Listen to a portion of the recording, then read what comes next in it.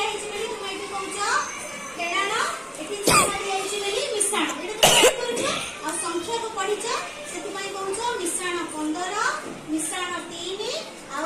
कोन मिश्रण 2 किंतु तम अन्य माने जो संग माने जो पढिले ए सब संख्या विषय रे हमें आगरु पढिछे हमें ए जो तीनोटी संख्या जानि न पारिले आज हमें सेही संख्या विषय रे पढिबा हैला तुम बस हम पढौची तमे बुझी परिबो की संख्या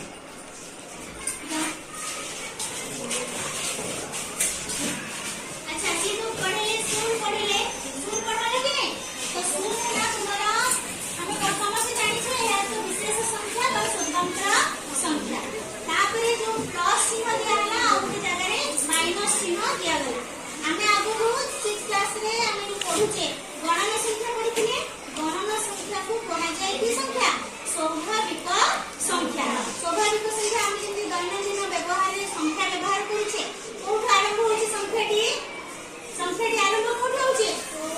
सुन तुमको डाकिला बेले तुम सुन को डाकुछ की ना को डाकुछ अच्छा जदि हमें 1 2 3 एमती डाकुचे संख्यार शेष अछि की ना सेटा इन्फिनिटी पर्यंत जाउची ताकू हमें कहूछु स्वाभाविक संख्या की संख्या कहूछु स्वाभाविक संख्या अच्छा जदि हमें तादरे शून्य को मिसाउछु 0 1 2 3 इन्फिनिटी पर्यंत संख्या अछि कारण गणना संख्यार शेष नाही तो जदि शून्य हैला तारे ताकू कहा जिवो संप्रसारित स्वाभाविक संख्या कोन कहा जिवो संप्रसारित स्वाभाविक संख्या अच्छा तापरे हमें पढिचे भग्न संख्या दशमिक संख्या पिला माने जेंति एठी कहिले तमे से सब जानि छ हमें जो प्लस और माइनस चिन्हटी व्यवहार करिथिले सेटा को संख्या आज हमें जानिबा से संख्याटी होउची पूर्ण संख्या से संख्याटी कोन पिले पूर्ण संख्या पूर्ण संख्या रे तुमरा 0 आसीबो कोन आसीबो 0 शून्य जीवो आउ तुमरा +1 +2 +3 एई भाबे कोन लंबी जीवो धारा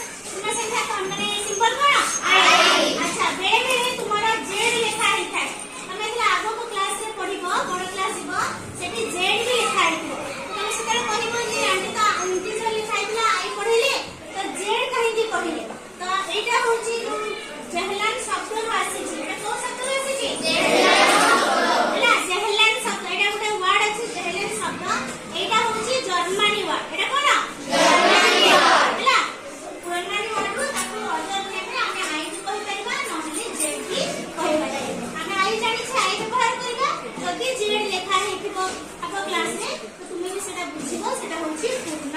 সংখ্যা। আচ্ছা ଏହା ଛଡା ଆମେ ଆକୁ ମାନେ ଆମେ ତାକୁ ସରଳ ରେଖାରେ ସଜେଇକି ଆମେ ରଖି ପାରିବା। ଆମେ ଆଗରୁ ଯୋଉ ପଢିଛେ ଭଗ୍ନାଂଶ ବେଳେ ଆମେ ଭଗ୍ନ ସଂଖ୍ୟାକୁ ସଂଖ୍ୟା ରେଖାରେ ସଜଉଥିଲେ କି ନାହିଁ, ଏବେ ବି ଆକୁ ଆମେ ସଂଖ୍ୟା ରେଖାରେ ସଜାଇ ପାରିବା। ଆଚ୍ଛା ସଂଖ୍ୟା ରେଖାରେ କୋଉ ରେଖା ବ୍ୟବହାର କରାଯାଏ? ସରଳ ରେଖା। କଣ ପାଇଁ ସରଳ ରେଖା ବ୍ୟବହାର କରାଯାଏ? କଣ ପାଇଁ ବ୍ୟବହାର କରାଯାଏ ଜାଣିଛ? ସଂଖ୍ୟାର ଯେମିତି ସମାପ୍ତି ନାହିଁ ସେମିତି ସରଳ ରେଖାର ବି ସମାପ୍ତି ନାହିଁ। ସେଥିପାଇଁ ଆମେ ସଂଖ୍ୟା ରେଖାକୁ ଆମେ ସଂଖ୍ୟା ରେଖାରେ ସରଳ ରେଖାକୁ ବ୍ୟବହାର କରୁ। ଏହିପରି ଭାବେ ଆମେ ଆକୁ ସଜେଇ ମଝିରେ କଣ ଲେଖିବା?